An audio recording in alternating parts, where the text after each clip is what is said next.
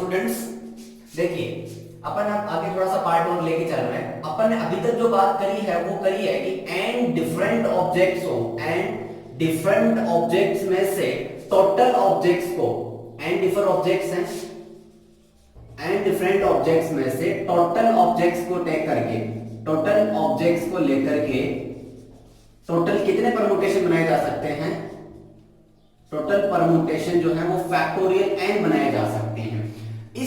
इस वे को अपन बोल सकते हैं लीनियर परमुटेशन भी बोल सकते हैं। इसको अपन बोल सकते हैं लीनियर परमुटेशन भी। लीनियर परमुटेशन इसलिए बोल सकते हैं, लीनियर परमुटेशन इसलिए बोल सकते हैं क्योंकि अपन जब अरेंजमेंट करते हैं तो लीनियर फॉर्म में, पिजन फॉर्म मेथड जब थ्रू आउट करते हैं तो अपन लीनियर फॉर्म में चलते हैं, लीनियर फॉर्म में चलते हैं, इस वजह से इसको लीनियर परमुटेशन भी कहते हैं।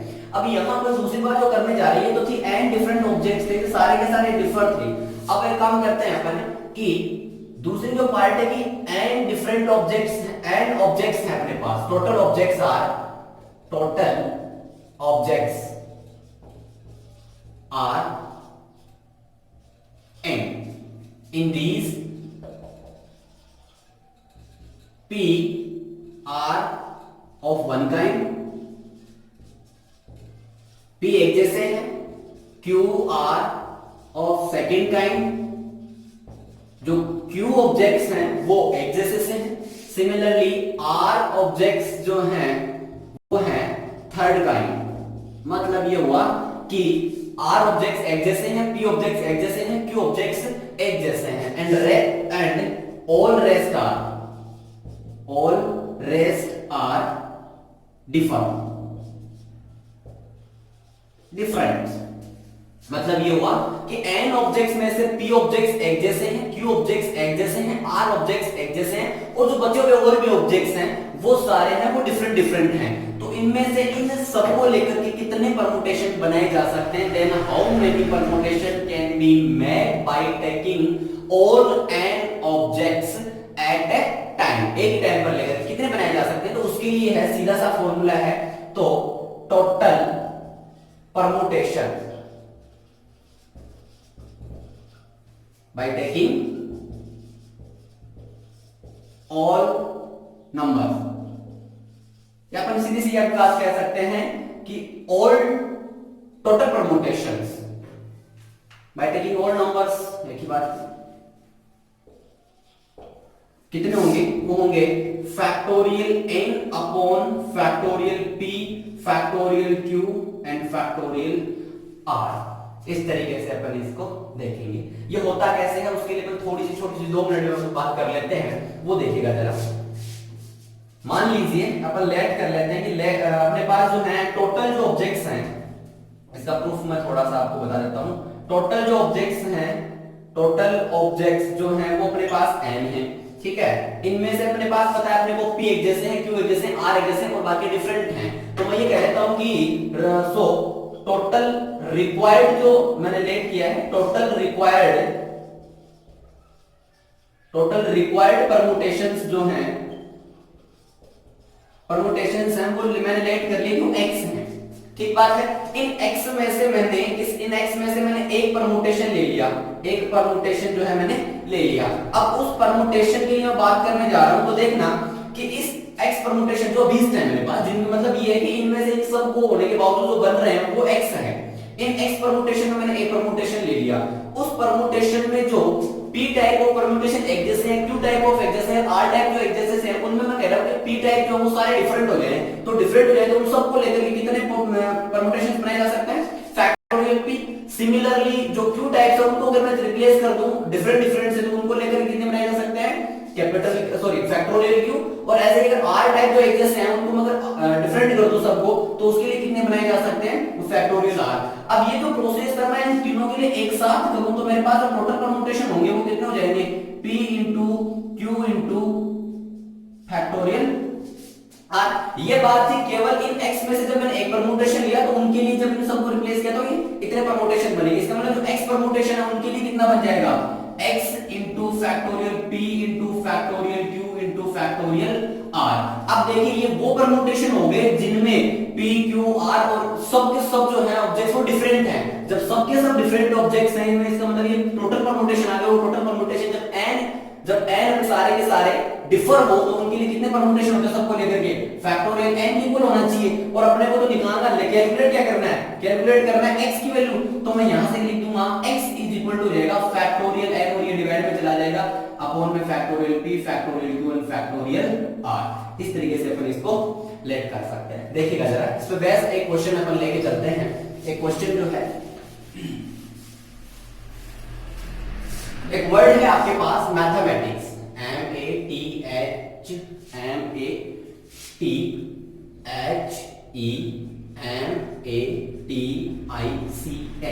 मैथमेटिक्स। इस मैथमेटिक्स वर्ड से कितने डिफरेंट वर्ड्स बनाए जा सकते हैं।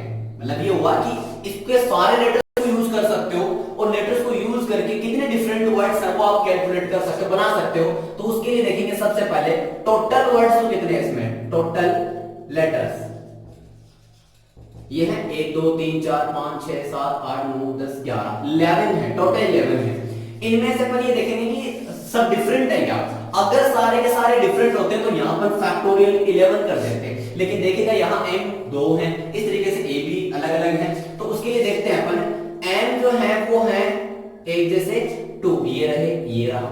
फिर मैं बात करता हूं a कितने हैं, 1 और 2, ये भी 2 है, इसके लिए बात करता हूं। फिर t की बात करता हूं तो t 1 और ये 2, तो t भी कितने हैं, 2 है। फिर मैं h की बात करता हूं तो h 1 है। फिर मैं e की बात करता हूं, e भी 1 ही है। फिर मैं बात करता हूं i की, तो i भी 1 ही है और c भी 1 है, s भी 1 है। इसका मतलब ये हुआ जैसे p q r टाइप बात बता रहे थे, तो टोटल परम्यूटेशन, टोटल वर्ड्स वो जो होंगे फैक्टोरियल n मतलब फैक्टोरियल 11 अपॉन फैक्टोरियल जो एक जैसे हैं, फैक्टोरियल जो एक जैसे हैं, फैक्टोरियल जो एक जैसे हैं, बाकी सब डिफरेंट है। तो इन सब के करने की आवश्यकता अपने को पड़ती नहीं है। तो मैं लिख दूंगा फैक्टोरियल 2 फैक्टोरियल 2 फैक्टोरियल 2। आप चाहे तो इसको और भी लिख सकते हैं आगे फैक्टोरियल फैक्टोरियल फैक्टोरियल तब तक जब तक ये सारे हैं, लेकिन उसका कोई फायदा नहीं होगा, इस वजह से अपन उसको नहीं करेंगे। यहां एक बात और ध्यान में रखने वाली बात ये है कि अगर मैं ये कहूं कि मेरे पास जो टोटल तो n थे, जो टोटल जो ऑब्जेक्ट्स थे, टोटल ऑब्जेक्ट्स n हैं, उनमें से p 1 kind, q second kind, r जो है वो थर्ड काइंड, और इस तरीके से है सच दैट कि p plus q plus r जो है वो n है। इसका मतलब ये हुआ कि इन n में से कुछ तो p टाइप के, कुछ q टाइप और कुछ r टाइप में डिफरेंट नहीं है। तो उसमें जो टोटल परम्यूटेशन होंगे वो कितने होंगे, टोटल परम्यूटेशंस। देखिए उसमें भी टोटल परम्यूटेशन के होंगे वो सेम टाइप होंगे, factorial n upon factorial p factorial q factorial r। क्योंकि अगर जो डिफरेंट होते हैं ना, उसमें पीछे वाले में जो मैंने अभी बताया उसमें अपन ये फैक्टोरियल 1 ये फैक्टोरियल ये लिखते नहीं है, क्योंकि इसकी वैल्यू वापस से क्या हो जाती है 1। इस वजह से ये भी पार्ट सेम रहेगा। तो ये आपको ध्यान में रखने वाली बात है, ठीक बात है। अब अपन बात करते हैं थोड़ी सी आगे का जो पार्ट है उसकी बात करते हैं, सर्कुलर परम्यूटेशन। मैंने लीनियर परम्यूटेशन की बात करी, अभी बात करते हैं अपन सर्कुलर परम्यूटेशन। सर्कुलर परम्यूटेशन ये क्या होता है, सर्कुलर परम्यूटेशन का मतलब है कि एक राउंड में अपन परम्यूटेशंस की बात करेंगे। देखिएगा जरा, अगर मैं कहूं कि यहां सीधा सा मैं बात बता देता हूं, फॉर्मूला है n डिफरेंट ऑब्जेक्ट्स हैं अपने पास, n डिफरेंट ऑब्जेक्ट्स हैं, उन n डिफरेंट ऑब्जेक्ट्स में से टोटल n ऑब्जेक्ट्स को लेकर के बाई n डिफरेंट ऑब्जेक्ट्स में से टोटल n ऑब्जेक्ट्स को लेकर के by taking all n objects at a same time, circular permutations are circular permutation जो होते हैं वो होते हैं फैक्टोरियल n माइनस वन। मतलब ये हुआ n डिफरेंट ऑब्जेक्ट्स अपने पास हैं, ये है अपने को गिवन है, और इन n डिफरेंट ऑब्जेक्ट्स में सबको एक साथ लेकर के एक ही टाइम पे एक साथ लेकर के टोटल सर्कुलर परम्यूटेशन जो है वो कितने बनाए जा सकते हैं, तो याद रहे वो factorial n minus one permutation बनाए जा सकते हैं। इसमें एक बात ध्यान रखने वाली ये है कि इन फैक्टोरियल n माइनस वन जो परम्यूटेशन है उन परम्यूटेशंस में एक तो अपने पास ये साइड है और एक ये है, इसको अपन बोल देंगे जैसे क्लॉकवाइज और इसको बोल देंगे अपन anticlockwise. Anticlockwise permutation और क्लॉकवाइज परम्यूटेशन दोनों डिफरेंट डिफरेंट परम्यूटेशंस हैं, वो सारे के सारे इन फैक्टोरियल n माइनस वन में इंक्लूडेड हैं। Is it okay? देखिए कैसे डिफरेंट डिफरेंट का मतलब कैसे होता है कि अगर हम बात करें तो जैसे ए बी और ये है मान लीजिए यहाँ सी, तो इसका अगर मैं क्लॉकवाइज की बात करता हूं तो मेरे पास A B C A B ऐसे बनते हैं। और अगर मैं बात करता हूं इधर से मतलब एंटी क्लॉकवाइज, ये तो है क्लॉकवाइज, और मैं अगर एंटी क्लॉकवाइज की बात करने जाऊं तो यहां से मेरे पास बनेगा A C B A and B A C, जो कि देखिए इससे डिफरेंट है। इसका मतलब दोनों परम्यूटेशंस आपको साइक्लिक परम्यूटेशन मिलते हैं, कितने वर्ड से लेकर के 3 से 2 परम्यूटेशंस आपको मिलते हैं। लेकिन लीनियर की अगर बात करूं तो लीनियर परम्यूटेशन के टोटल अलग अलग होते हैं, 1 2 3 4 5 6 परम्यूटेशन बनते हैं। बट साइक्लिक के लिए क्या बनेंगे, साइक्लिक परम्यूटेशन सर्कुलर परम्यूटेशन की बात करूं तो 1 और 2 परम्यूटेशन बनेंगे। इसका मतलब ये हो गया कि मैं अगर यहां एक बात अगर आपको मैं ये बताऊं कि अगर आपको ये कहा जाए कि एंटी क्लॉकवाइज और क्लॉकवाइज जो परम्यूटेशंस हैं उनमें डिफरेंस करना पॉसिबल नहीं है, मींस ये होगा कि दोनों के दोनों जो है वो सेम है, मतलब क्लॉकवाइज जो अरेंजमेंट है वही एंटी क्लॉकवाइज अरेंजमेंट आया, तब अपन पास when clockwise and anticlockwise permutations are same then total circular permutation कितने होंगे, वो हो जाएंगे factorial n minus one by two. देखिए क्यों हो जाएंगे, इसलिए हो जाएंगे कि जब एंटी क्लॉकवाइज और क्लॉकवाइज दोनों सेम हो गए, इसका मतलब दोनों का जो कंबाइंड फॉर्म है वो तो कितना होता है, फैक्टोरियल n माइनस वन होता है। लेकिन अब जब दोनों सेम हो गए इसका मतलब क्या हो गया कि एक ही चीज है वो 2 बार आ रही है, तो उनको हटाने के लिए रिमूव करने के लिए मेरे को क्या करना पड़ेगा, इनको 2 से डिवाइड करना पड़ेगा। ये जो पार्ट है, ये जो बात है आपके लिए, ये बात आपको जनरली ध्यान में रखनी होती है कब, जब अपन नेकलेस और गार्लैंड ऑफ फ्लावर्स की बात करते हैं तब। क्यों?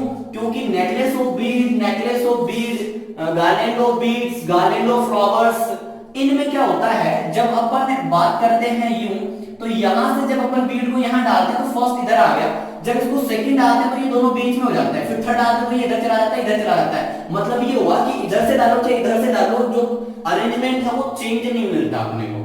मतलब एंटी क्लॉकवाइज और क्लॉकवाइज जो अरेंजमेंट है गार्लैंड और नेकलेस की टाइप में, तो वो सेम होते हैं। इस वजह से अपन जब भी इनकी बात करेंगे तो अपन क्या करेंगे, उनका factorial n minus one. For example एक बात कर लेता हूं मैं, जैसे कि देखो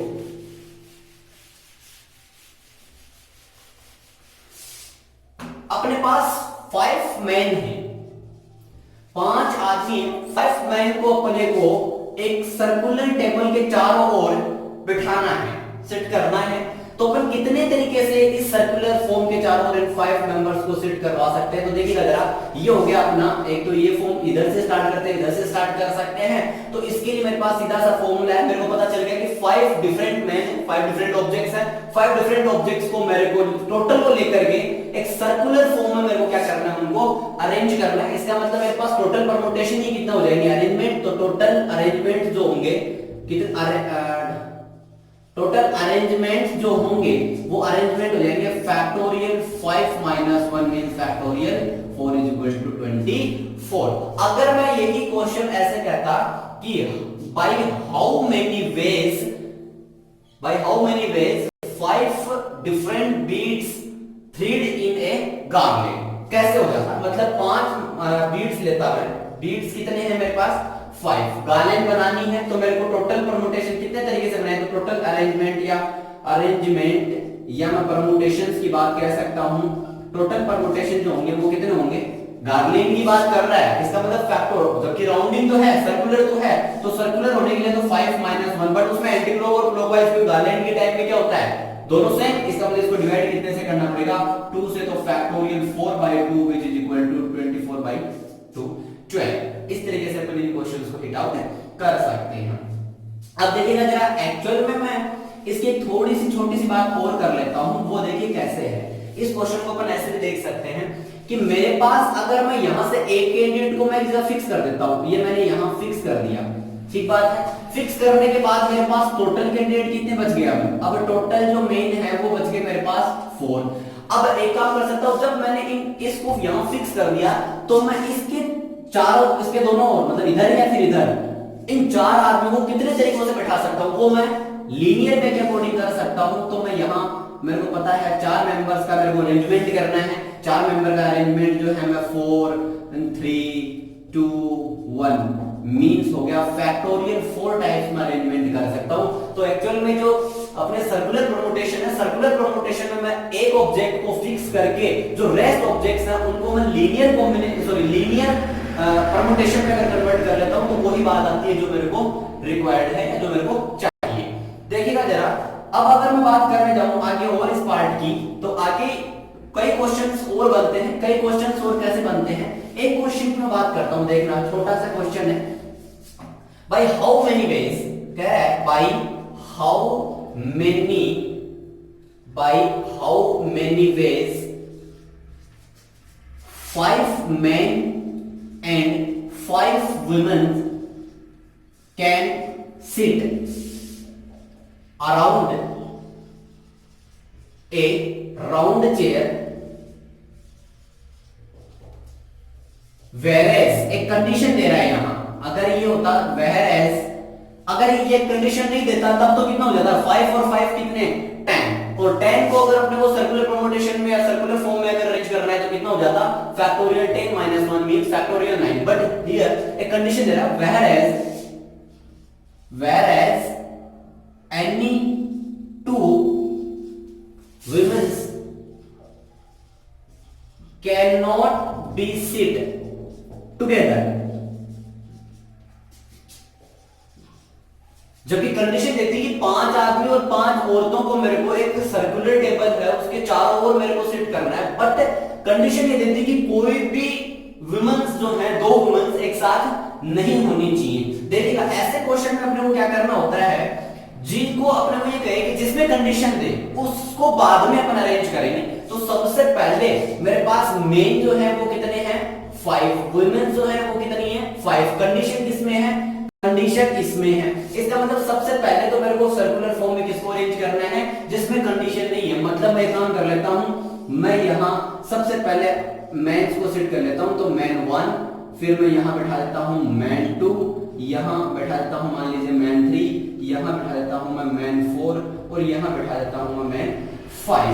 देखिएगा जरा, अब इन 5 आदमियों को सर्कुलर जो राउंड टेबल है उस राउंड टेबल में बैठाने के टोटल वे कितने हो गए, इनको बैठाने के जो टोटल वे होंगे वो होंगे फैक्टोरियल 4, 5 - 1 फैक्टोरियल 4। अब देखिएगा जरा, अगर मैं यहां वुमेन बैठा देता हूं, यहां वुमेन्स बैठा देता हूं, तो कोई भी 2 वुमेन एक साथ नहीं होंगी। और देखो टोटल संभावनाएं कितनी है, 1 2 3 4 5 है। तो अब इन 5 जगहों पर मेरे को 5 वुमेन्स को कितने तरीके से मैं अरेंज कर सकता हूं, ऑब्वियसली फैक्टोरियल 5।